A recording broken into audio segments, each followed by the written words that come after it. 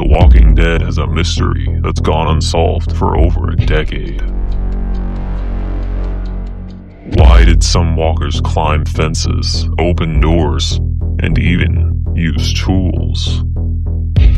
If you want, you can believe what every Google search or Reddit thread will tell you. A director change and walkers that hadn't deteriorated yet. But what if they're all wrong?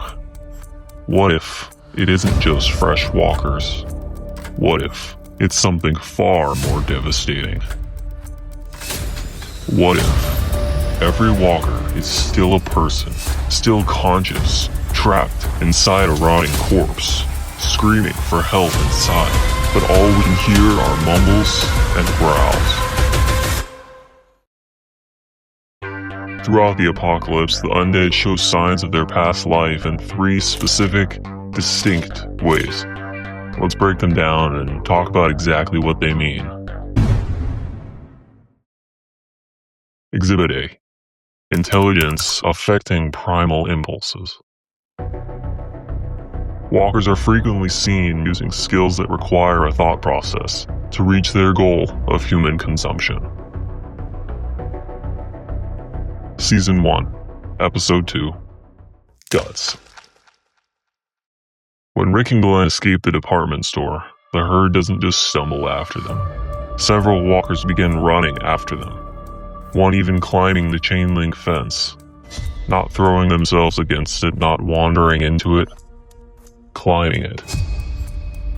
That distinction matters. Climbing isn't a reflex. It requires the body to recognize an obstacle, determine that going over it is possible, coordinate both arms and legs, and maintain balance while moving upward. Every one of those actions suggests problem solving. Earlier in the episode, another walker picks up a rock and repeatedly smashes the department store window. Again, not random movement. The walker identifies the transparent barrier separating it from its prey, selects an object capable of breaking it, and uses repeated strikes until the glass begins to fail. That's not just a rock. That's a tool. Tool use is one of the defining characteristics of higher intelligence throughout the animal kingdom. Crows do it, chimpanzees do it, humans perfected it. But somehow, we're expected to believe this corpse accidentally discovered it. Season 1, Episode 4, Vatos. A walker is seen searching a tent to locate their prey. Notice what it doesn't do. It doesn't immediately lose interest because it can't see anyone. It investigates an enclosed space where prey might reasonably be hiding. That's not instinct. That's a detailed and calculated decision that could only require previous human knowledge. But what if it's more than just retaining their former intelligence? What if it's something deeper, on an emotional level, that remains inside?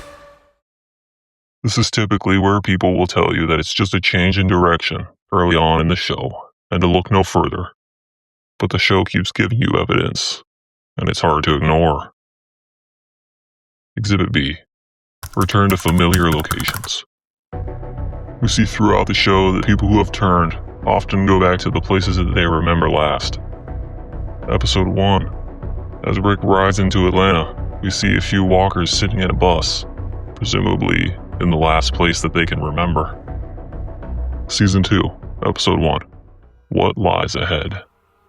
The group finds a supposedly abandoned church. Yet upon entering, we find that corpses spend their time sitting in the pews. Season 3, Episode 12, Clear. Carl needs to grab a photo from the King County Cafe, and we can see that the walkers are sitting in their seats at the tables. Neurologists have long observed that people suffering from dementia often display what's known as wandering behavior. Even after severe cognitive decline, many still attempt to return to places that once held deep personal meaning. A childhood home, a former workplace, or a neighborhood they haven't lived in for years. Scientists believe these behaviors are driven not by clear recollection, but by fragments of deeply ingrained habits, emotional associations, and familiar routines that survive, even though much of the mind deteriorates. If the wildfire virus doesn't destroy the human brain, but instead suppresses it, perhaps those same remnants are guiding walkers back to places that once felt like home. These are people who are trying to remember their past life. Various times throughout the show, we see zombies engaging in activities that can only be explained by a need for familiarity. Perhaps the virus is more controlling than we suspected, like a parasite, a host powerful enough to cause the body to enter a state of fight or flight, where all rational thought goes out the window, unless the host is strong enough to overpower it. Every time our survivors enter a new location, the pattern is the same.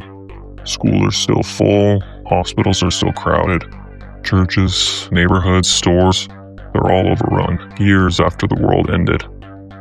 At first, that seems impossible.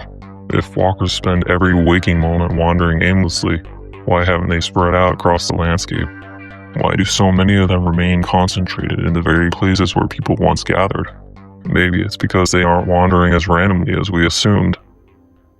If some fragment of the person they once were still exists beneath the infection, then these places aren't just buildings.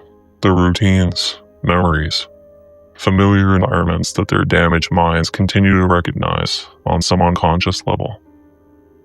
The instinct to hunt may override everything else when prey appears, pulling them away in pursuit. But once the distraction is gone, what if they drift back towards the places that once defined their lives? It would explain why civilization's landmarks remain frozen in time. The dead aren't simply scattered across the world. They're lingering in the places that meant something to them, leaving only when something stronger briefly pulls them away.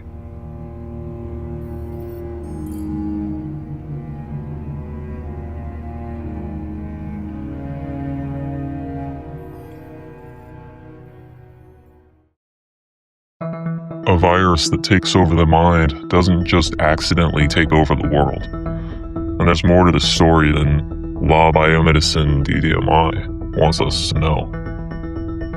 Think about it. Every major government on Earth had contingency plans for nuclear war, pandemics, and biological attacks. Yet, when the wildfire virus appeared, civilization collapsed in a matter of weeks. Either every nation on Earth failed at the exact same time, or someone knew something the public didn't. And that's where France enters the story. Throughout The Walking Dead, Daryl Dixon, France is repeatedly treated as the birthplace of the outbreak. Laboratories, secret research, variant walkers. It's a convenient story. Too convenient. Because if the world believes the virus started in one laboratory, in one country, nobody asks a far more dangerous question. What if France wasn't the architect? What if it was the scapegoat? Imagine you're one of the world's most powerful governments. You don't want panic. You don't want retaliation. Most importantly, you don't want anyone asking who funded the research or how a virus capable of overriding human consciousness was allowed to exist in the first place. Blame becomes a weapon. Point every investigation towards one country, one laboratory, one organization, and suddenly every trail leads away from everyone else. But that raises an even darker realization. If the virus wasn't simply designed to kill, if its real function was to remove free will, it was the ultimate form of control. And once the virus escaped, nobody, not even the people who created it, could stop what they built. And Exhibit C, searching for comfort. There are a few rare instances of reanimated people overpowering their cannibalistic urges, and instead searching for a sense of comfort. Season 1, Episode 1, Scene 1, Summer. A little girl, recently turned, sees a stuffed teddy bear on the road. Her first instinct is to hold it, a glimpse of who she used to be, reaching through for what little comfort she can find left in her life. Later in the same episode, Jenny. She returns to her house every night, looking through a peephole, turning a door handle, hoping to return to the life she never wanted to leave. Summer doesn't pick up the teddy bear because she's hungry. Jenny doesn't return to her house because food is inside. These actions directly contradict the virus's supposed objective. If hunger is the only thing driving a walker, these moments shouldn't exist. Unless another mind is still fighting for control. Early on, Dr. Jenner explains to the group the way we are all supposed to believe the virus works. That all parts of the brain shut down except for the stem. According to Jenner, the part that makes you is gone. But as we can tell from his explanation of his studies, this was taken from a singular sample, very early on in the turning process, before full integration of both neural systems could begin. So, if the wildfire virus is a parasitic neural parasite, and all of these victims of the pandemic are still in there, suffering, rather than lost, maybe Hershel was right all along. His judgment throughout the show was regarded as wise, as he often acted as the moral anchor of the group. Yet his first inclination in regards to the outbreak was ignored. Perhaps his intuition was correct, that these are sick people who need help, instead of getting murdered, often in violent ways. Or perhaps they're getting mercy. If every walker is conscious, then every headshot Rick ever took becomes a mercy killing.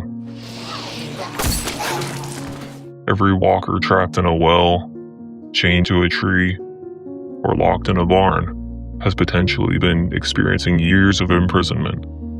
Morgan's inability to kill Jenny suddenly stops looking irrational. Hershel's refusal to put down the barn walkers becomes tragic instead of naive. Jenner's despair takes on a completely different meaning if his scans couldn't detect consciousness that was still present. Maybe the biggest mystery in The Walking Dead was never why some walkers acted differently. Maybe it was whether they ever stopped being human at all. Like the incident at my well. We put down a walker. You killed a person.